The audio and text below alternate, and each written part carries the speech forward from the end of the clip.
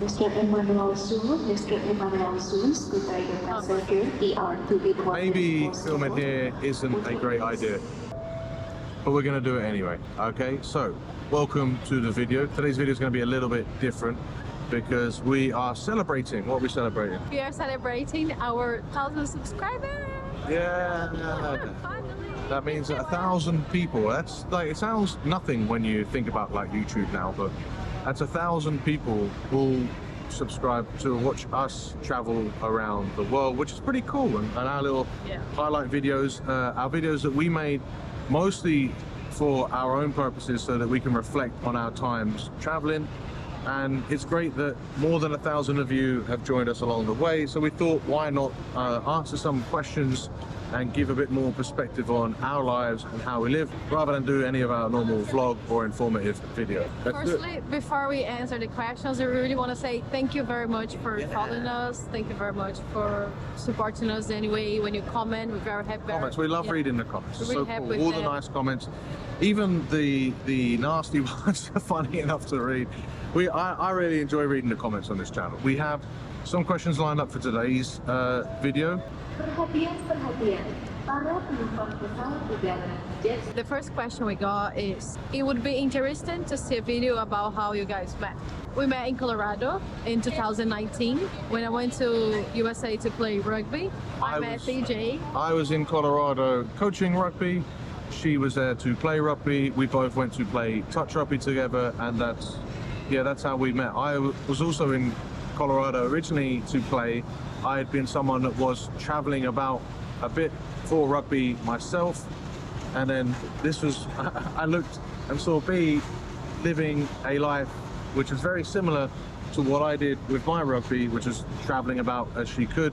It was interesting because now we'll talk about more about it in a future time, about how we made it work through the pandemic, through her going back to Brazil, and then through our new lives that are now just traveling full time, discovering new places and living, working, training, eating, doing everything together.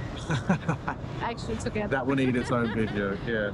I got another question here, which is, how do you earn your income as digital nomads? Do you work for a company in your own country or freelancing? What do you guys do besides YouTube to earn a living?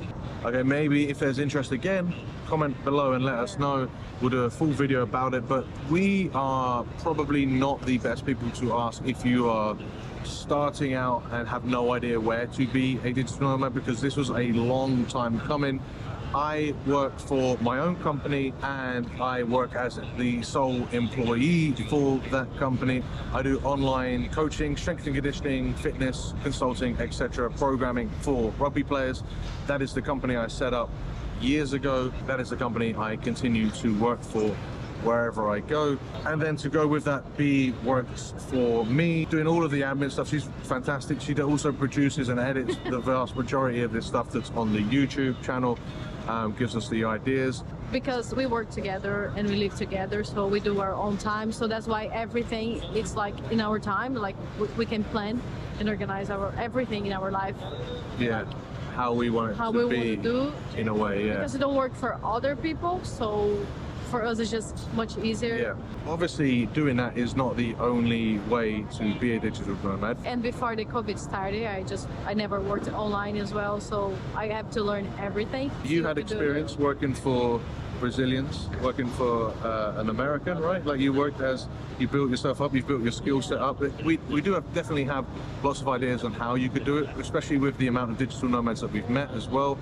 This is also a big part of our future. We do like making these videos, and it's cool that we can make money doing these videos and just offset our cost of living, which is amazing, and also provide some value, some entertainment for everyone that is watching as well. So yeah.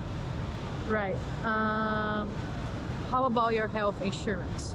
Our current health insurance is with Safety Wing. Safety Wing are experts at giving insurance for people that basically travel full time. They have different tiers and different locations based on whether you're going to the USA, based on your current residency, based on what activities you do as well. And for the most part, they're just like any other insurance company, except that you don't need a home base to go with them. They also have started like full-time remote workers insurance. Something I think they also have an employer's insurance. So if you have a company and you want to insure your employees, you can do that as well. We didn't really use it yet. I just submitted a claim like I think 1 or 2 weeks ago, and I didn't have a response yet. So I'm not sure if it we've been paying every month, but we never really used it. It's going to be the good for first that time. peace of mind. I don't think you should travel with no insurance whatsoever. But I used Genki before, which is a Germany company, and like I really got in a position that I have to use the insurance, and I was in USA, and they cover. Yeah, Genki was good. Genki or whatever. Yeah. They're good. We might go back with them. Yeah, I think I might go back with them. I just want to try Safety Wing because I never used it before. So like the Genki one worked it. They took a little bit longer to give it the refund, but they gave it all the refund. And it that was pretty great. hassle-free. Yeah. In future videos, I'm gonna tell you if Safety Wing is good or if we should go back to Genki or whatever it is, because I'm still waiting for my refund. I'm still waiting for them to answer. So. And in future, we'll do this research and we can help inform you if you want to make that decision too. So is this the last question for now? Last question for this video, because we've got our flight to check in for. How do you socialize? You have a plus factor as you're living with your partner, but as an individual, in general, how was people there? Where was there? I don't know where I was there. All right, whatever. But how do we socialize? Our main port of socialization, apart from each other, which is socialization, but it's also life and it's also its own stress, is Brazilian Jiu-Jitsu. To me, it's the best way of traveling, not just because we're kind of obsessed with Jiu-Jitsu, but you get to meet all sorts of people that are living there at the time, and then you get to socialize with them, you get to meet them, but also, obviously, do Jiu-Jitsu, be active. Because you're doing Jiu-Jitsu, you share a common bond with these people like right away. You know, you've already got common ground. You're the sort of person that wants to do Jiu-Jitsu. They're the sort of person that wants to do Jiu-Jitsu. There's a common personality thing that meshes there quite well. And then someone that does the things that you, or does something that you enjoy, will probably do something else that you enjoy. So they'll give good recommendations, good socialization with them. That's our best way of meeting friends. We've made friends all over the world. Not just on Instagram, not just meeting them at Jiu-Jitsu, only Jiu-Jitsu, we'll hang out a little bit outside as well. It's not as forced as like, there are always like digital nomad meetups, there's always like co-working spots. I don't like meeting friends in co-working spots. If I'm going to a co-working spot, I'm going to work. Yeah.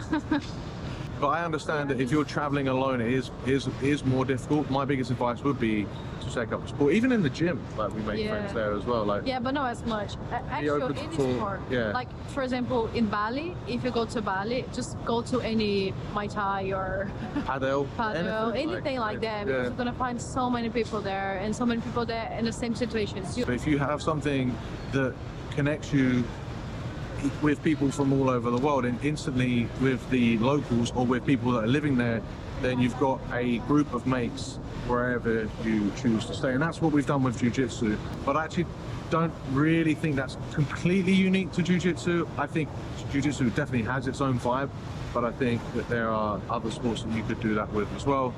But Jiu-Jitsu is just easiest for us because it's an individual sport, but you also need to do it as a community. Right? Okay, that'll do for our first round of questions.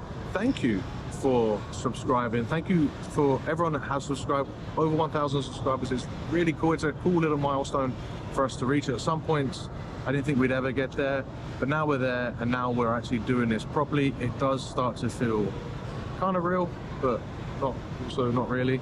You know? No, it does feel real. It does feel real. What we'll do is we'll do another follow-up to this. If you have any questions, put them in the comments below. If you have good vibes, send them my way in the comments below. Thumbs up button always helps. And if you want to join these 1,000+ subscribers, hit subscribe and follow us along our journey. Thank you so much for watching it, and we see you in the next one. Woo!